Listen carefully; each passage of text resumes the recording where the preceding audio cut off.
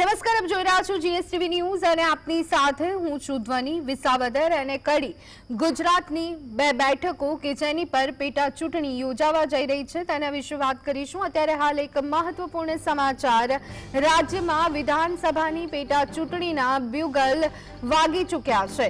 તારીખો જાહેર થઈ ગઈ છે. આગામી 19મી જૂને વિસાવદર અને કડીની પેટા ચૂંટણી યોજાવાની છે. આ બંને બેઠકો પર જીત મેળવવા માટે ત્રણેય પાર્ટીઓ એડી ચોટીનું જોર લગાડી રહી છે. 23મી જૂને પરિણામ આવશે અને આવતીકાલથી ઉમેદવારી પત્ર ભરાવાનું શરૂ થશે. વિસાવદરની વાત કરી લઈએ તો વિસાવદરમાં આ વખતે ત્રિપાંખીયો જંગ જામવાનું છે. આપમાંથી ગોપાલ ઇટાલિયાનું ઉમેદવાર તરીકે નામ જાહેર કરવામાં આવ્યું છે. કોંગ્રેસ અને આપ વચ્ચે ગઠબંધનને લઈ અને સહમતિ ન બનતા બંને અલગ અલગ લડવાનું નક્કી કર્યું. ભાજપ અને કોંગ્રેસ આગામી સમયમાં ઉમેદવારોના નામ જાહેર કરી શકે છે. તો જૂનાગઢના વિસાવદર વિધાનસભાની પેટા ચૂંટણીની જાહેરાત બાદ આમ આદમી પાર્ટીના ગુજરાત પ્રદેશ પ્રમુખ ઈસુદાન ગઢવીએ પ્રતિક્રિયા આપી છે. તેમણે આક્ષેપ કર્યો છે કે કોંગ્રેસે આ પેટા ચૂંટણીમાં પોતાનો ટેકો જાહેર ન કર્યો, જેના કારણે રાજકીય ગતિશીલતામાં ભાજપને ફાયદો થઈ શકે છે. ઈસુદાન ગઢવીએ વધુમાં જણાવ્યું કે આમ આદમી પાર્ટી વિસાવદર પેટા ચૂંટણીમાં પૂરા જોશની સાથે ભાગ લેશે અને ગુજરાતની જનતાના હિત માટે કામ કરશે.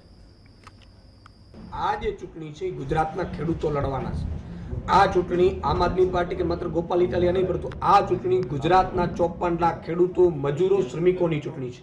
ભાજપે વારંવાર વિસાવદરની જનતાનું અપમાન કર્યું છે. ત્યાંથી ધારાસભ્ય ચૂંટાય, ભાજપનો ન ચૂંટાય, વિસાવદરની જનતા ભાજપ વિરુદ્ધ મતદાન કરે એટલે ભાજપ છે રૂપિયાના જોરે ધારાસભ્યો ખરીદવાનો ધંધો કરે છે.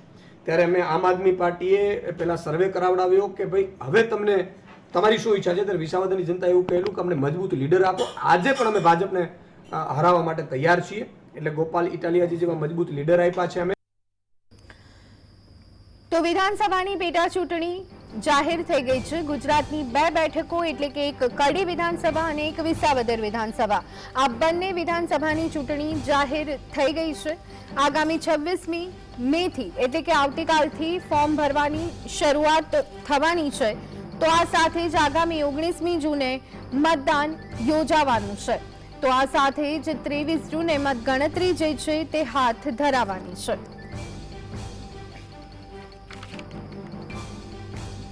તો વિસાવદર બેઠક પર કોણ ક્યારે જીત્યું? 1995માં સ્વર્ગસ્થ કેશુભાઈ પટેલ ભાજપમાંથી જીત્યા હતા. તો આ સાથે જ 1998ની જો વાત કરવામાં આવે તો 1998માં પણ કેશુભાઈ પટેલે જીત મેળવી હતી. 2002ની વાત કરવામાં આવે તો ભારતીય જનતા પાર્ટીમાંથી જીત મળી હતી કનુભાઈ ભાલાળાને. 2007માં પણ ભાજપમાંથી કનુભાઈ ભાલાળાનો વિજય થયો હતો.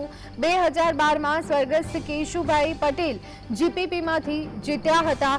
ફરી એક વખત જો વાત કરીએ તો 2014માં કોંગ્રેસે આ બેઠક પર જીત મેળવી હતી. હર્ષદ રીબડિયા બેઠક પરથી જીત્યા હતા. 2017માં પણ કોંગ્રેસમાંથી હર્ષદ રીબડિયા ચૂંટણી લડ્યા હતા અને તે જીત્યા હતા.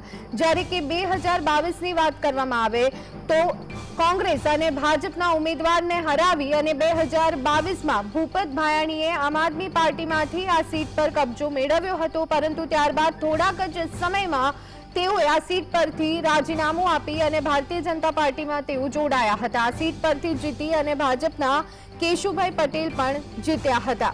તો 1995માં પહેલીવાર મુખ્યમંત્રી બની અને ગાંધીનગરની ગાદી પર તેઓ બેઠા હતા. તો લેઉવા પટેલના વર્ચસ્વવાળી આ સીટ છે અને 2.60 લાખથી વધુ મતદારોનો આ બેઠકમાં સમાવેશ છે. જો જાતિગત સમીકરણની વાત કરીએ તો 50% લેઉવા પાટીદાર મતદારો છે. વિસાવદર, ભેંસાણ અને જૂનાગઢ તાલુકાના 170થી વધુ ગામોનો સમાવેશ થાય છે. 2014થી 2024 સુધીના સમયગાળામાં 3 ધારાસભ્યોએ રાજીનામા આપ્યા હોય તેવી ઘટના આ બેઠક પરથી જોવા મળી છે. કડી બેઠકની પેટા ચૂંટણીનું મહત્વ સમજીએ તો 376 નવા મતદારોનો વધારો થયો છે. આમાં 152 પુરુષ મતદારો છે, 224 મહિલા મતદારોનો સમાવેશ થાય છે. કુલ મતદારોની જો સંખ્યાની વાત કરીએ તો 2,89,746 જેટલી કુલ મતદારોની સંખ્યા છે. 1 લાખથી વધારે પુરુષો છે, જ્યારે કે 1,40,023 મહિલા છે. કડી વિધાનસભા મત વિસ્તારમાં 376 જેટલા નવા મતદારોનો વધારો થયો છે. તો 152 પુરુષ અને 224 મહિલા મતદારોનો સમાવેશ થયો છે.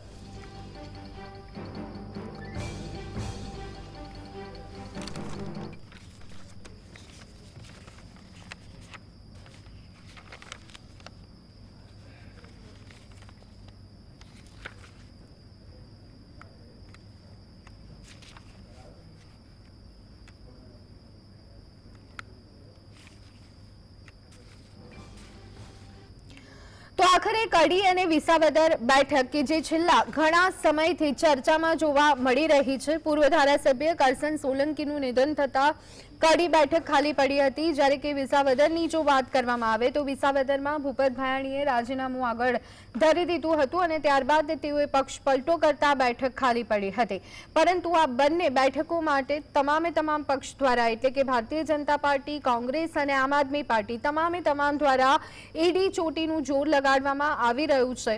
એક સમય એવો હતો કે આમ આદમી પાર્ટી અને કોંગ્રેસ આ બંને વચ્ચે ગઠબંધનની વાતો હતી, પરંતુ તેના પર કોઈ પણ પ્રકારનું વર્કઆઉટ ન થતા આખરે કોંગ્રેસ તરફથી જ્યારે સ્પષ્ટતા કરી દેવામાં આવી કે આમ આદમી પાર્ટી સાથે મળી અને તેઓ આ ચૂંટણી લડવા નથી માંગતા, ત્યારે હવે આખરે કોંગ્રેસ, આમ આદમી પાર્ટી અને ભારતીય જનતા પાર્ટી ત્રણેય પક્ષો અલગ રીતે આ ચૂંટણી લડી રહ્યા છે.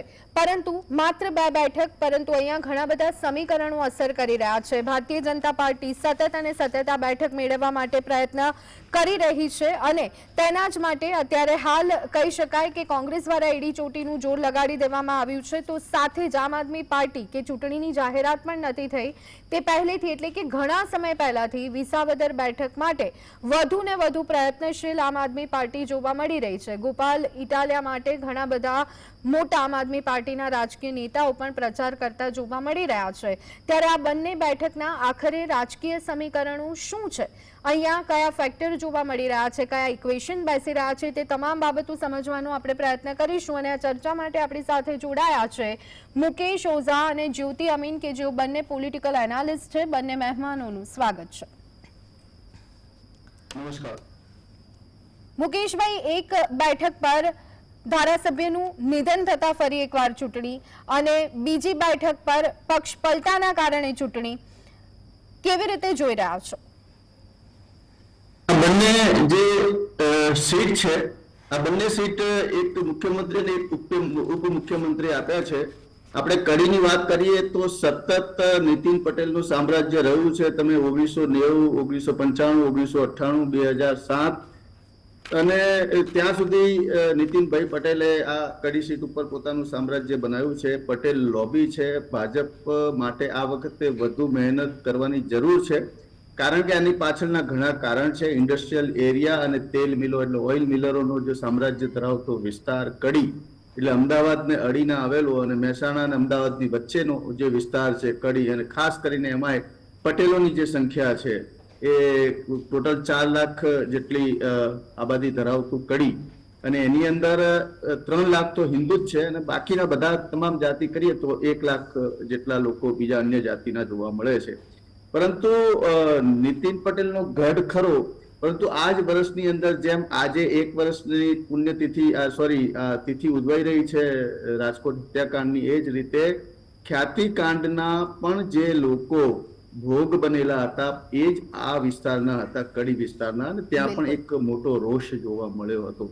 એટલે અહીંયા તો ચલો એમ ઉમેદવારનું મૃત્યુ થવાથી સીટનું પેટા ચૂંટણી આવી રહી છે. આમ તો દેશમાં 4 રાજ્યોમાં 5 જગ્યા ઉપર આ તારીખે વિધાનસભાની ચૂંટણી થઈ રહી છે. આ જ રીતે લુધિયાનામાં પણ એ વ્યક્તિનું મોત થવાથી ત્યાં ફરી ચૂંટણી થઈ રહી છે. પરંતુ આપણે ગુજરાતમાં છીએ, ગુજરાતની 2 સીટની વાત કરીએ તો મહત્વની સીટ અને રસાકસીની સીટ અને જે ચર્ચાસ્પદ સીટ છે એ છે વિસાવદર. કારણ કે વિસાવદર એ ત્રિપાંખીયો જંગ ધરાવતો એરિયા છે, અને જેમ અગાઉ આપે કહ્યું કે 1995, 1998, 2002 અને 2012 કેશુ બાપાએ પોતાનું સામ્રાજ્ય અહીંયા બનાવ્યું હતું અને ખૂબ જ ભારી વોટ બેંકથી તેઓ જીત્યા હતા. પરંતુ 2022ની ચૂંટણીમાં માત્ર 7,000 લીડથી આપના જે ધારાસભ્ય બન્યા ભાયાણી સાહેબ, અને માત્ર 7,000 ભાજપ અને આપ વચ્ચેનો ડિફરન્સ હતો. એટલે આ વખતે ત્યાં ખૂબ જ મહેનતની જરૂર છે અને લાસ્ટ 2022ની ચૂંટણીમાં મેં જોયું છે કે ત્યાં ઈશુદાન ગઢવી એ એરિયાની અંદર ખૂબ જ પ્રખર મહેનત કરેલી અને તેના કારણે આ જે સીટ છે એ લેવામાં સફળ થયા હતા.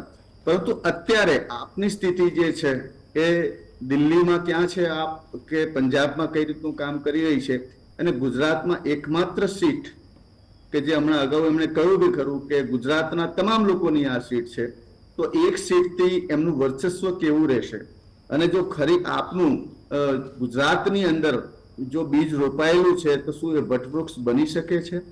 એવા કારણો સંશોધવા માટે આપે સખત મહેનત કરવી પડશે. કારણ કે વિસાવદર, આ ભાવનગર, રાજકોટ, કેશોદ જે સૌરાષ્ટ્રનો જે ગઢ છે ત્યાં પટેલોની લોબી વધારે છે, ખેડૂતો મગફળીના પાક ધરાવતા ખેડૂતો વધારે છે અને ત્યાં જોઈએ તો 1 લાખ લેઉવા પટેલ છે જે પટેલને સપોર્ટ કરતા રહ્યા છે. પરંતુ એમાં પણ અત્યારે આંતરિક વિવાદ વધી ગયા છે. 19,000-20,000 જેટલા દલિત છે, 7,000 આહિર છે, 7,000 મુસ્લિમ છે, 7,000 પ્રજાપતિ છે અને 43,000 જેટલા અન્ય લોકો વોટર તરીકે ત્યાં વોટ આપતા રહ્યા છે. પરંતુ આ એક જમાનો હતો કે ભાજપના ગઢ કહેવાતા કેશુબાપાની સખત ત્યાં સુધી 1995 થી 2012 સુધી ભાજપનો ગઢ રહ્યો અને પછી કોંગ્રેસે ત્યાં બાજી મારી અને 2014 અને 2017માં કોંગ્રેસે બાજી મારી. ત્યાંથી ભાજપની પીછેહટ થઈ અને 2022માં પણ ત્યાં કોંગ્રેસ ભાજપની કયા પ્રકારની સમજૂતી હતી એ સમજાવ્યું નહોતું. પરંતુ 7,000ની લીડથી ભાયાણી સાહેબ, ભૂપેન્દ્ર ભાયાણી સાહેબ જીતી ગયા અને એક વર્ચસ્વ આપનું ઊભું રાખ્યું. હવે અત્યારના સંજોગો એવા જોવા જઈ રહ્યા છે કે લોકો શું વિચારે કે આ એક સીટ આપવાથી કેટલો ફાયદો, આપને એક સીટ આપવાથી કેટલો ફાયદો, કોંગ્રેસના એક સીટ આપવાથી કેટલો ફાયદો. કારણ કે આપને જે લોકોએ મત આપ્યા છે એ આપના જ નેતા પક્ષ પલટો કરીને ભાજપમાં ગયા છે. તો હવે વિસાવદરની જે પ્રજા છે એ ભાજપને ત્યાંના જે ઉમેદવારો છે એને કયા દ્રષ્ટિકોણથી જોશે?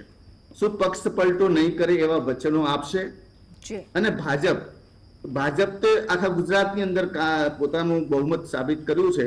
160 સીટો ઉપર અત્યારે પણ શાસન કરી રહ્યું છે. તો લોકો એવું વિચારે કે કોની સાથે રહેવું. પરંતુ ત્યાંના જે આંતરિક વિવાદ છે, જે જૂથવાદ છે અને જે જાતિવાદ છે એની અંદર જો ચર્ચા કરવામાં આવે તો ત્યાંનો જે ઉમેદવાર નક્કી થશે, અત્યારે તો ઉમેદવાર આપમાંથી તો નક્કી થઈ ગયા છે ગોપાલ ઇટાલિયા સાહેબ, અને ગોપાલ ઇટાલિયાએ પોતાની મહેનત ત્યાં શરૂ કરી દીધી છે. એટલે જાતિવાદના બળે પોતે એક સામ્રાજ્ય બનાવી શકે છે એવા અણસાર દેખાઈ રહ્યા છે. એટલા માટે કહેવું પડે કે ત્યાં ત્રિપાખીઓ જંગ ચોક્કસ જરૂર જોવા મળશે અને કડીની અંદર ભાજપ કોંગ્રેસ ના બે વચ્ચે ટક્કર છે. પરંતુ ભાજપમાં ક્યાંક અસંતોષ દેખાશે, વોટ બેંકમાં અસર પડશે. લોકો ચર્ચાઓ કરતા થઈ ગયા છે. આ નરેન્દ્ર મોદી શાસન કર્યું અને વિકાસની હેલી કરનારું આ ગુજરાત અત્યારે રહ્યું નથી.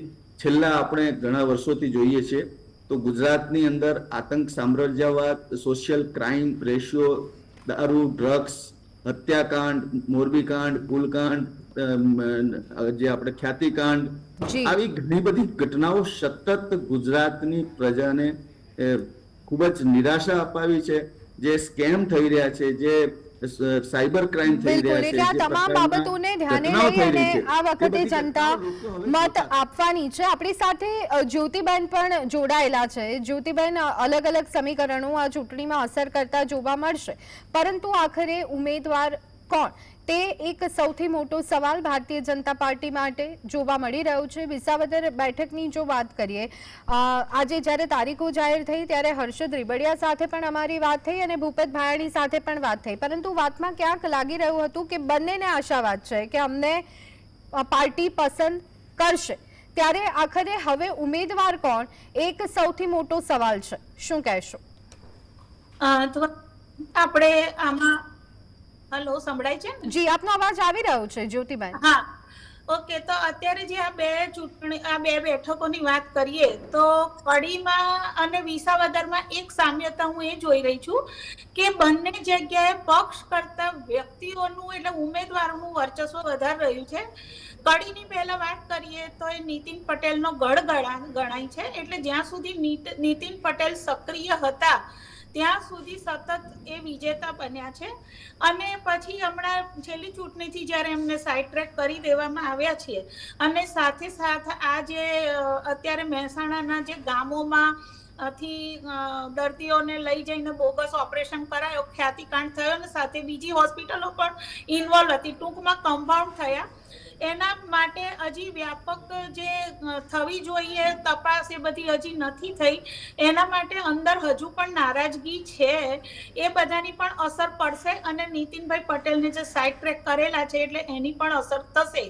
એટલે જ્યારે નવો ઉમેદવાર મૂકવાનો થાય ત્યારે ભાજપે આ બધો વિચાર કરવો પડશે. બીજી વસ્તુ એ છે કે ગઢ ગણાતા હોય છે પણ આપણે જોયું છે કે પછી સમય સાથે ગઢના કાંકરા કરતા હોય છે, કોઈને કોઈ ગઢ જીતી લેનાર ઉમેદવાર નીકળતા હોય છે. એટલે કડીમાં પણ એવું થઈ શકે જો બશર્તે કે એમાં કોઈ સફળ અને સબળ ઉમેદવાર મૂકવામાં આવે જેના ગ્રાસ રૂટ ઉપર ખૂબ કામ કર્યું હોય, લોક સંપર્ક હોય જેનો, તો જો એવા ઉમેદવારો મૂકે તો ગઢ ખરી પણ શકે છે.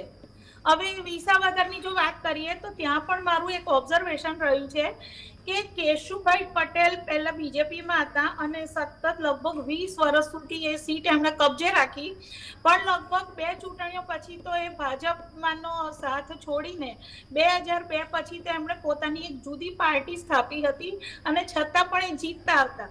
એટલે આપણે કહી શકાય કે એ એમનો પોતાનો વ્યક્તિગત અચીવમેન્ટ હતી સંભાળી રાખવામાં ત્યાંના મતદારોને.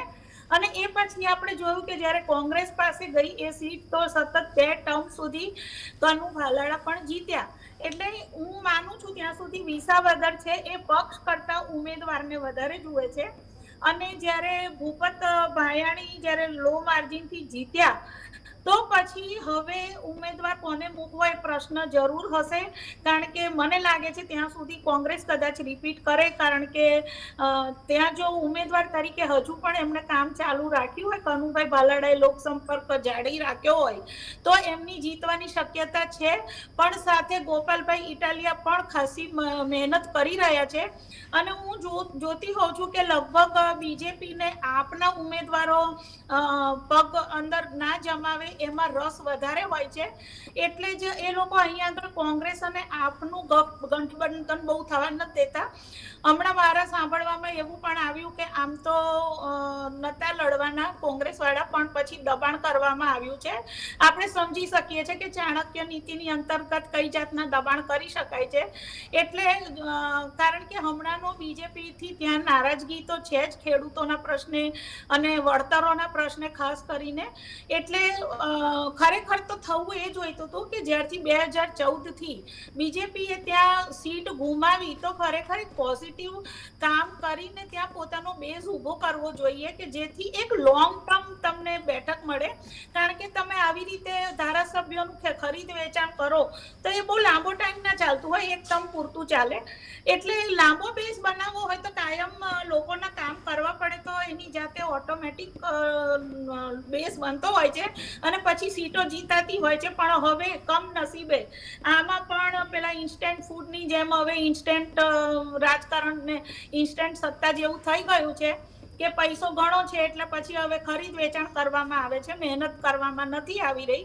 એટલે પ્રજા જે છે તે સમજે છે આ વાતને અને એ જ કારણ છે કે એ પછી હજી સુધી વિસાવદરના લોકોએ બીજેપી એટલે જે સત્તા પક્ષના તો 30 વર્ષથી છે અને એમને ખબર છે કે એ લોકો જ્યારે સત્તા પક્ષને વોટ નથી આપતા તો ત્યાંના વિકાસ કાર્યોમાં ઘણા બધા રોડા અટકાવવામાં આવે છે.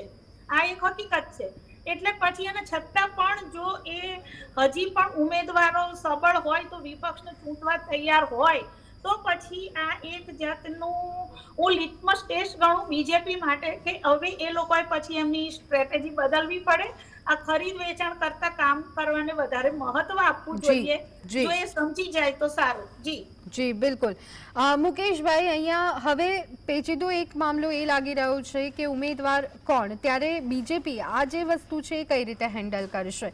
હર્ષદ રીબડિયા પર પસંદગી ઉતારશે કે પછી ભૂપત ભાયાણીને પસંદ કરશે? કારણ કે તમામ વખતે આપણે જોયું છે કે અન્ય પક્ષમાંથી લોકોને લઈ તો લે છે, પરંતુ સાચવવું એ બીજેપી માટે પણ અઘરું બનતું હોય છે.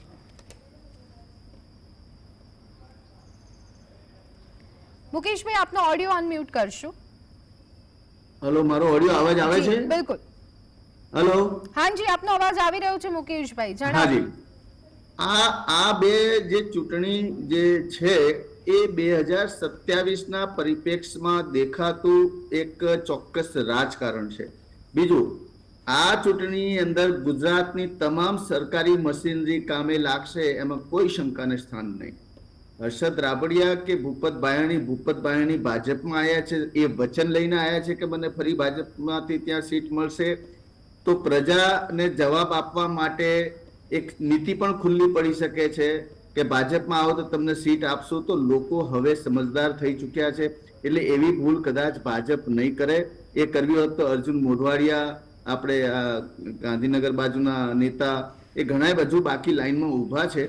એટલે કદાચ મને એવી શંકા ઓછી છે. ગોપાલ ઇટાલિયાને ટક્કર આપવા માટે વિસાવદરમાં કયું નામ નીકળે છે એના ઉપર સંભાવનાઓ ચાલી રહી છે, અને કદાચ કાલે મોદી સાહેબ આવે છે અને રાત્રે રાજભવનમાં રોકાશે તો એમની પણ સલાહ લેવામાં આવી શકે છે એવું મને લાગે છે.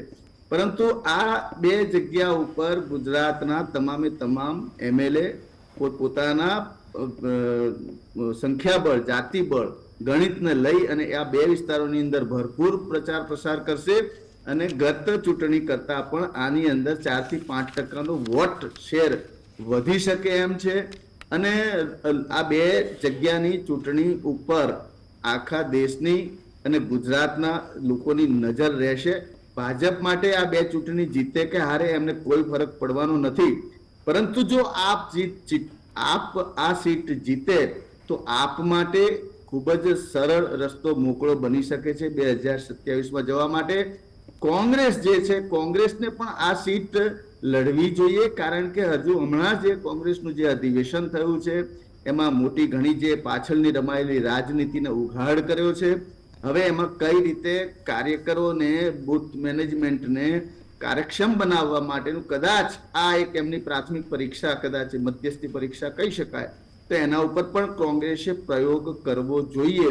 તો આ બે ચૂંટણી જે પરિણામ છે ચોક્કસ 2027 નું પરિણામ નક્કી કરી શકે છે.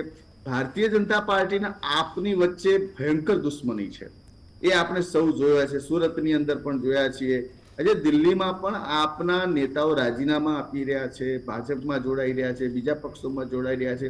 ડે બાય ડે જે આપની પરિસ્થિતિ છે એ ડાઉન થઈ રહી છે. એ ગુજરાતમાં પણ આપણે જોયું છે અત્યારે એમનું વર્ચસ્વ કઈ સ્થિતિમાં છે. પરંતુ આ બંને વિસ્તારમાં ખેડૂતોના પ્રશ્નોમાં જે પ્રાણવાયુ પૂરશે એ નેતાની કદાચ એમને ચાન્સ મળી શકે છે.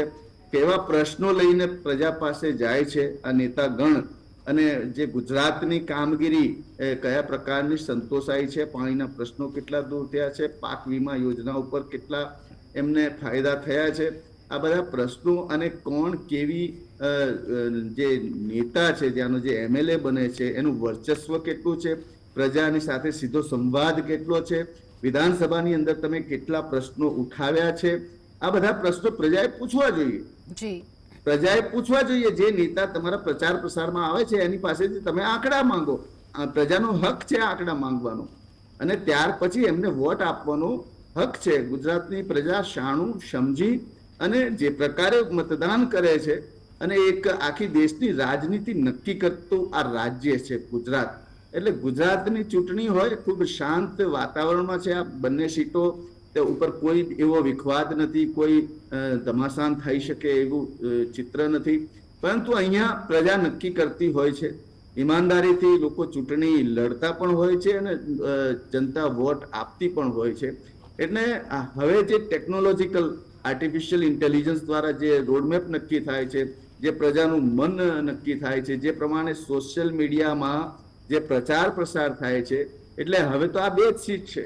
એટલે આ 2 સીટની અંદર તમને 15-20 દિવસની અંદર જે પ્રચાર પ્રસાર જોવા મળશે, નેતાઓના સ્ટેટમેન્ટ જોવા મળશે, ખૂબ જ ગંભીરતાપૂર્વક જવાબ આપવાના હોય છે નેતાઓને, શીર્ષ નેતૃત્વને અને ગુજરાત સરકારનું જે તમામ નેતાગણ છે ને આદેશ આપવામાં આવશે. વિસાવદર બેઠક માટે ખાસ જો વાત કરીએ તો સામાન્ય ચૂંટણીમાં પણ આપણે જોયું હતું કે કોંગ્રેસ અને આપના ગઠબંધનના કારણે જે નુકસાન થયું હતું એનું એક કદાચ નુકસાન આપણે આ વિસાવદર બેઠક પણ માની શકીએ.